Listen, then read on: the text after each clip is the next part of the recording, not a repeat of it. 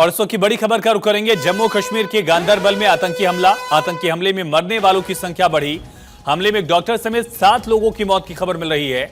आतंकी हमले में 5 लोग घायल हुए हैं। टीआरएफ ने पूरे हमले की जिम्मेदारी ली। सेना ने पूरे इलाके को घेर लिया है। एलजी मनोज सिन्हा ने हमले की निंदा की है। ये बड़ी और अहम खबर इस वक्त की। हमले में एक डॉक्टर समेत 7 लोगों की मौत की खबर मिल रही है। इस वक्त की बड़ी और अहम खबर, मनोज सिन्हा ने भी, एलजी ने भी हमले की निंदा की है और मुख्यमंत्री उमर अब्दुल्ला की तरफ से भी घटना को लेकर दुख जाहिर करते हुए निंदा की गई थी। घायलों के जल्द ठीक होने की कामना की है एलजी ने, मुख्यमंत्री ने। हमले में एक डॉक्टर समेत 7 लोगों की मौत हो गई। जम्मू कश्मीर के गांदरबल में आतंकी हमला और आतंकी हमले में एक डॉक्टर समेत 7 की मौत की खबर मिल रही है। आतंकी संगठन टीआरएफ ने हमले की जिम्मेदारी ली है। इस वक्त की बड़ी और अहम खबर, आतंकी हमले में मरने वालों की संख्या बढ़ी। एक डॉक्टर समेत 7 लोगों की मौत। शुरुआती जानकारी जो थी कि इंफ्रास्ट्रक्चर डेवलपमेंट प्रोजेक्ट चल रहा था, वहां पर प्रवासी मजदूरों को टारगेट किया गया था। 2 मजदूरों की हत्या की गई थी। उसके बाद आंकड़ा बढ़ा और अब तक जानकारी जो मिल रही है, कुल 7 लोगों की इस आतंकी हमले में जान गई है। Office of LG Jammu Kashmir, Manoj Sinha की तरफ से ट्वीट आप देख रहे हैं, उनके दफ्तर की तरफ से ये लिखा गया है कि मैं इस जघन्य आतंकी हमले की कड़ी निंदा करता हूं जो जांजगीर में हुआ है। दरअसल जगह का एग्जैक्ट लोकेशन जिसका जिक्र किया गया है, सर्च ऑपरेशन तेज कर दिया गया है और एलजी मनोज सिन्हा भी लगातार नजर बनाए हुए हैं। बताया गया कि टनल प्रोजेक्ट पर यहां काम चल रहा था। नितिन गडकरी केंद्रीय मंत्री, उनकी तरफ से भी जानकारी दी गई कि एक अहम प्रोजेक्ट था जिस पर काम चल रहा था। निर्माणाधीन टनल के पास इनको टारगेट किया गया और ये ट्वीट आप देख रहे हैं, पोस्ट आप देख पा रहे हैं। शुरुआती जांच से पता चला कि ये मजदूर वहां काम कर रहे थे। मनोज सिन्हा की तरफ से लिखा गया है कि मैं इस जघन्य आतंकी हमले की निंदा करता हूं जो सिविलियंस पर, आम लोगों पर हुई है गगनजीर में, और मैं आश्वस्त करता हूं लोगों को कि इस हमले के पीछे जो भी होंगे उनको सजा मिलेगी। और यह भी उन्होंने कहा कि हमने जम्मू कश्मीर पुलिस, सेना और सिक्योरिटी फोर्सेस को खुली छूट दी है, पूरी आजादी दी है कि वो अपने स्तर पर इस मामले को खत्म करें। ये बड़ी और अहम खबर कश्मीर जोन पुलिस की तरफ से भी जानकारी दी गई है कि पूरे एरिया में कॉर्डन ऑफ करके ऑपरेशन को आगे बढ़ाया गया है। मुख्यमंत्री उमर अब्दुल्ला ने भी इस पूरे मामले पर दुख जाहिर किया। इसमें कुछ मजदूर जो हैं वो दरअसल पंजाब और बिहार के रहने वाले बताए जा रहे हैं। बड़ी और अहम खबर, गगनगीर में आतंकवादी गोलीबारी के जो पीड़ित हैं, मृतक हैं, उनकी जानकारी भी सामने आ गई है। गुरमीत सिंह करके एक मृतक है जो पंजाब के निवासी थे, करीब 30 साल इनकी उम्र थी। उनका इस हमले में उनकी जान चली गई। इंदर यादव बिहार के रहने वाले, उनको भी गोली लगी थी। और उसके अलावा लोकल कठुआ के मोहनलाल, इसके साथ ही फयाज अहमद लोन, ये भी जम्मू कश्मीर के थे। और कठुआ के एक और जगतार सिंह को लेकर भी जानकारी मिली। और 2 दिन पहले भी शोपियां में एक प्रवासी मजदूर की दरअसल हत्या की गई थी आतंकियों द्वारा। और लगातार इस तरह के मामलों में अब क्या इजाफा देखा जा रहा है, सवाल भी। लेकिन इन सब के बीच ऑपरेशन लगातार जारी है। सेना ऑपरेशन को आगे बढ़ा रही है। यह भी जानकारी दी गई office of LG Jammu Kashmir की तरफ से, मनोज सिन्हा की तरफ से, कि हमारे वीर जवान मौके पर डटे हुए हैं और ये तय कर रहे हैं कि जिन भी आतंकवादियों ने किया है उसकी सजा उनको मिले। उन्होंने दुख जाहिर किया है पीड़ित परिवारों के लिए, जो घायल हैं उनके जल्द स्वस्थ होने की कामना की है। यह भी कहा कि पूरा देश जो है इस दुख की घड़ी में उन परिवारों के साथ खड़ा है जिन्होंने अपनों को खोया है। जम्मू कश्मीर के एलजी मनोज सिन्हा की तरफ से यह पोस्ट किया गया है एक्स पर और दुख जाहिर किया गया है। उन्होंने कहा कि मैं इसकी कड़ी निंदा करता हूं, जघन्य अपराध आम लोगों पर गगनगीर में जो किया गया है, और मैं एश्योर करता हूं, मैं आश्वस्त करता हूं लोगों को कि जो भी इसके पीछे होंगे उनको सजा मिलेगी।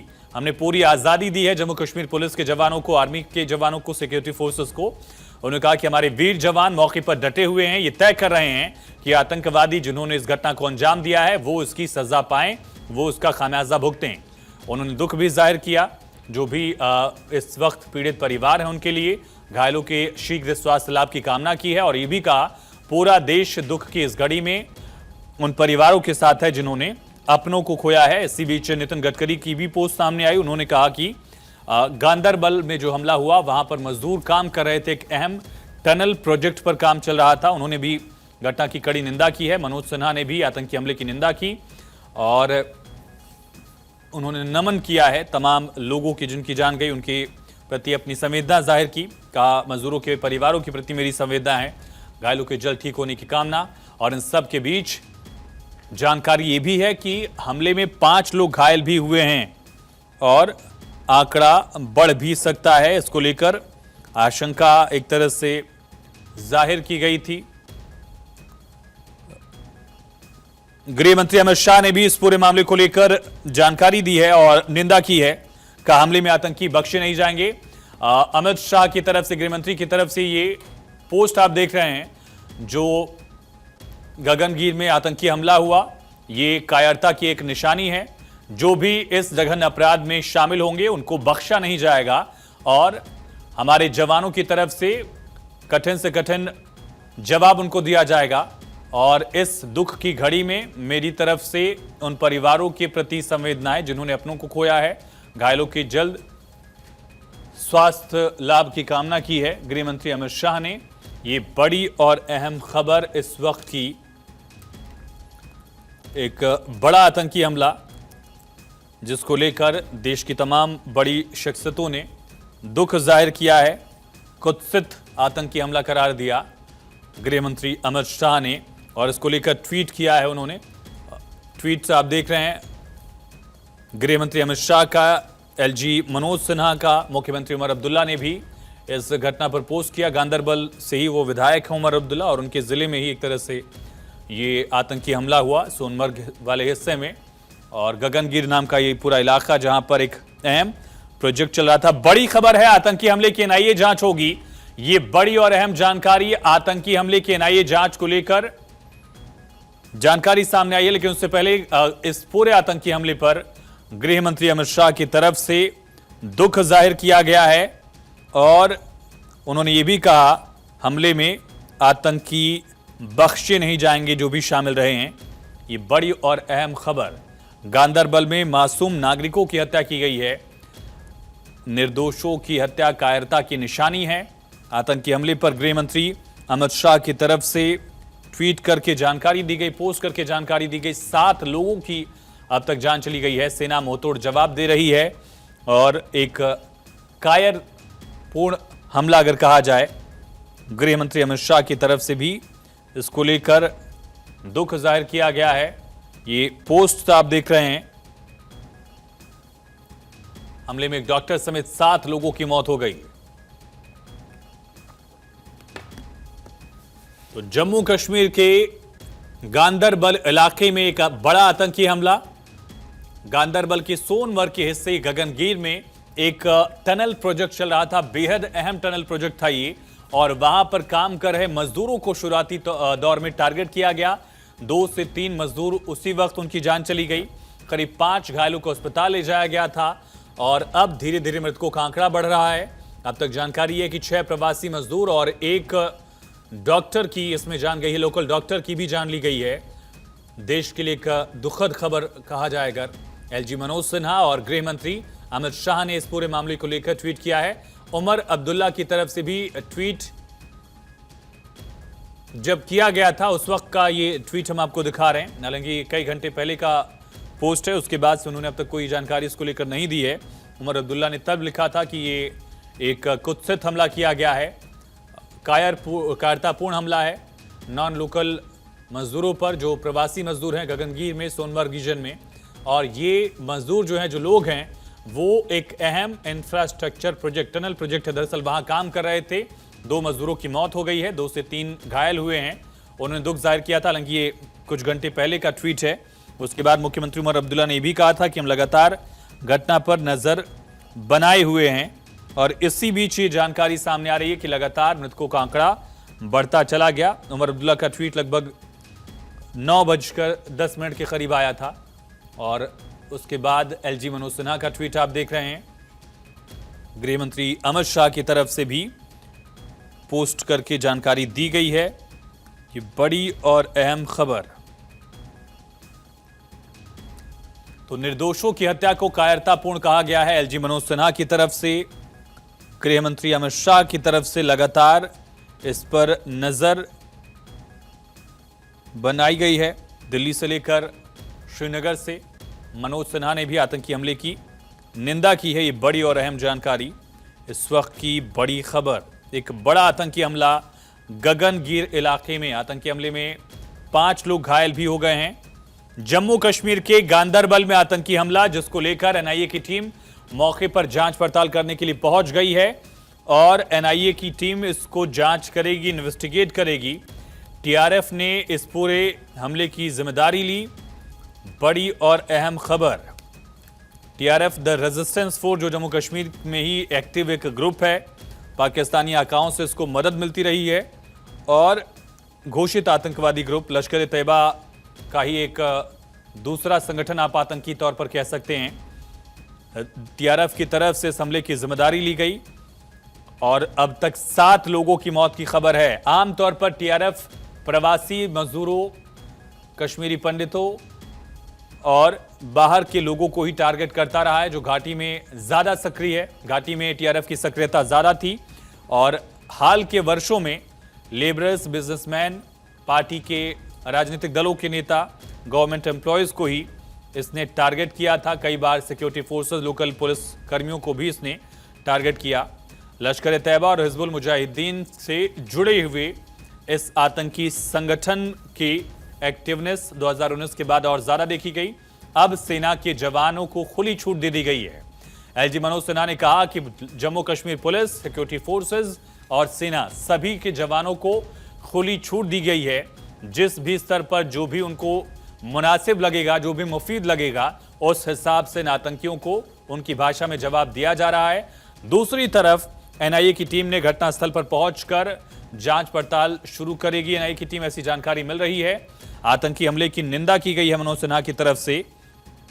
बड़ी और अहम खबर, नृशंस आतंकी हमला कायरतापूर्ण घृणित कृत्य है। गृह मंत्री अमित शाह की तरफ से कहा गया है। एक दुखद खबर, एक डॉक्टर की भी जान चली गई है। कुछ प्रवासी मजदूरों को टारगेट किया गया था, ये जानकारी थी और लगातार धीरे धीरे अब मृतकों का आंकड़ा और बढ़ता चला जा रहा है। शुरुआती दौर में 2 प्रवासी मजदूरों की जान गई थी, ऐसी जानकारी थी और अब आंकड़ा बढ़ते बढ़ते 7 तक पहुंच गया है। 5 लोग अभी घायल भी बताए जा रहे हैं। एक बड़ा आतंकी हमला जम्मू कश्मीर में। चुनाव बेहद शांतिपूर्ण तरीके से गुजरा। जवानों की मुस्तैदी की उस वक्त तारीफ भी हुई, लेकिन इसी बीच एक दुखद खबर, एक टनल प्रोजेक्ट को टारगेट किया गया। वहां मजदूर जो थे उनको निशाने पर लिया गया। इन कायर आतंकवादियों की तरफ से अनआर्म्ड सिविलियंस को टारगेट किया गया है। यह समझा जा सकता है कि किस तरह से जो आतंकवादी हैं वो बौखलाए हुए हैं। एलजी ने भी कहा कि किसी भी आतंकी को बख्शा नहीं जाएगा। जिन्होंने भी इस घटना को अंजाम दिया है उनको खामियाजा भुगतना पड़ेगा। और जानकारी ये भी सामने आ रही है कि इस मामले में जवानों को खुली छूट दे दी गई है। अपने स्तर पर इस मामले को खत्म करने के लिए उनको खुली छूट दी गई है। हिजबुल मुजाहिदीन लश्कर ए तैयबा से जुड़ा हुआ एक group the resistance force, TRF ने इस आतंकी हमले की जिम्मेदारी ली है और इस पूरे मामले में एलजी मनोज सिन्हा लगातार नजर बनाए हुए हैं। गृह मंत्री अमित शाह ने भी ये आश्वासन देश को दिया है कि इसके पीछे जो भी आतंकवादी हैं उनको खामियाजा भुगतना पड़ेगा। ये बड़ी और अहम खबर। और defence expert Ravinder Sachdeva sir हमारे साथ जुड़े हुए हैं। रविंदर सर, ये एक ऐसे वक्त पर जब हम देख रहे हैं कि चुनाव बहुत शांतिपूर्ण ढंग से निपटा, शपथ ग्रहण तक शांतिपूर्ण ढंग से निपटा और मुख्यमंत्री के जिले में एक तरह से अगर देखा जाए, घटना को किस तरह से देखा जाए और टीआरएफ का बैकग्राउंड अगर आप हमारे दर्शकों को बताएं इसके साथ साथ।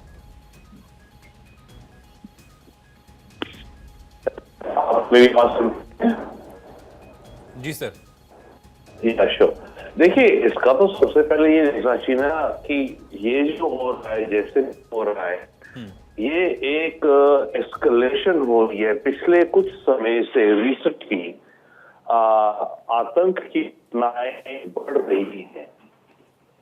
इलेक्शंस डेफिनेटली ये वो है, पर ये आतंक की क्रॉस बॉर्डर टेररिज्म बढ़ क्या किया जा रहा है। ताकि इंडिया के अंदर जो डेमोक्रेसी इस्टेब्लिश हो रही है उसको डैमेज किया जाए या उसकी उस पर स्टिग्मा, उस पर ये लोग क्वेश्चन मार्क लगाए जाए। तो ये एक एक्चुअली बहुत ही दुखद और सेंसिटिव मैटर है जो हो रहा है।